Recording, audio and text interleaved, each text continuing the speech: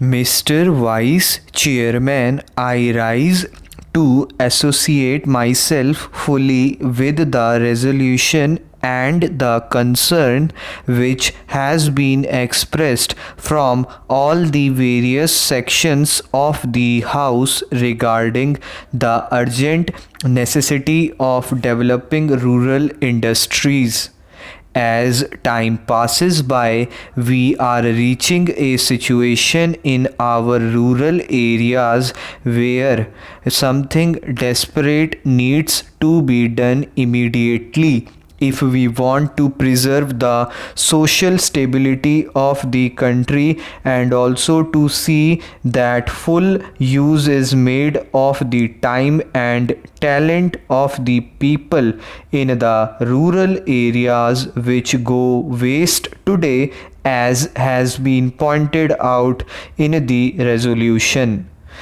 Sir, the Planning Commission and the Government of India have applied their minds to the various isolated aspects of rural industries, and some valuable reports have been published and some important recommendations have been made in these reports which need consideration. But unfortunately, there is no high level decision regarding the various issues which face the country as far as the problem of rural industrialization is concerned. We are not quite clear as to what, first of all, rural industries mean and what rural industrialization implies.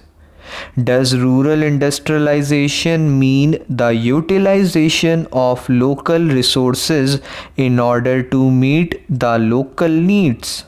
Or does rural industrialization imply the creating of surplus in the rural areas which could be exchanged with the surplus in other centers of the country, and thereby create a richer life for the rural areas? Various opinions have been expressed with regard to this problem, but there is no authoritative determination of the policy regarding the meaning of rural industrialization. It has been suggested that if such import of capital and skill from urban centers were to mean merely the multiplication of industrial centers in the rural areas, such an industrialization of the rural areas would nullify the advantages that are likely to accrue as a result of the rural industrialization. The time has come when some decision has to be taken as to what we really mean by this rural industrialization. There is also difference of opinion regarding the authority that should undertake the responsibility for this rural industrialization. From the literature that has been published in this connection, it is quite obvious that two distinct and powerful schools have developed regarding this issue.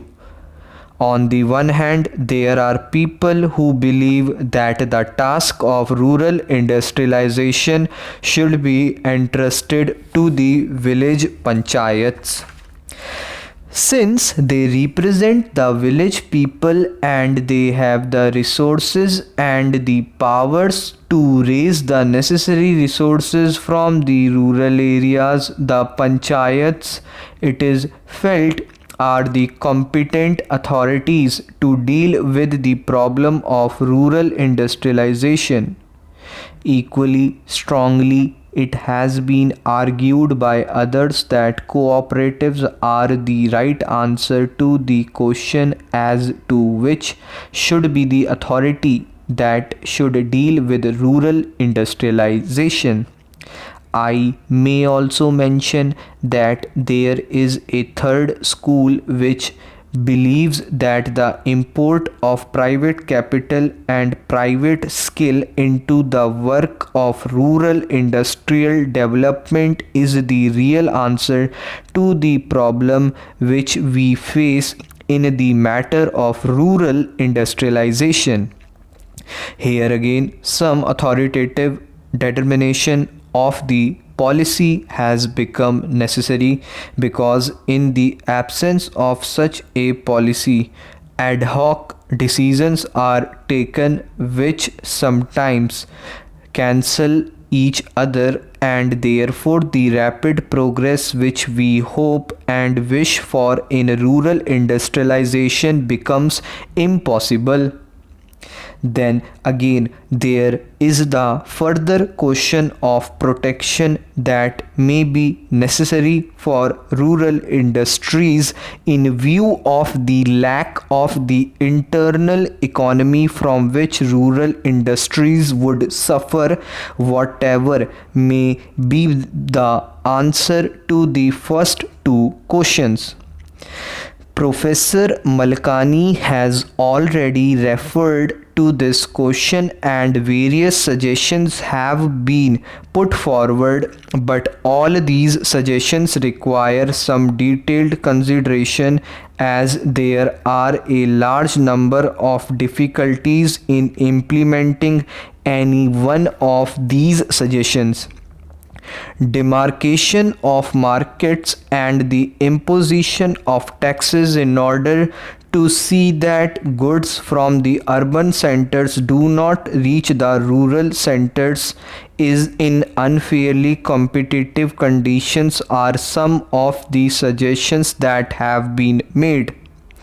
One great advantage of a vast country is the large number of markets that are available for the goods that are produced in the country.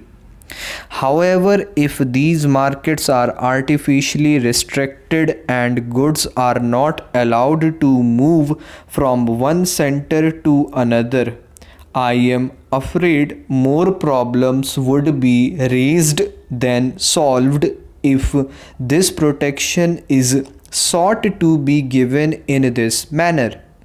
Yet, protection has to be given to the rural industries if these rural industries are to develop. Therefore, serious and competent thinking is necessary in this connection, and again, time is running fast. Therefore, it is desirable that we should have some authority which could examine the various issues involved and determine the policy with regard to this matter also.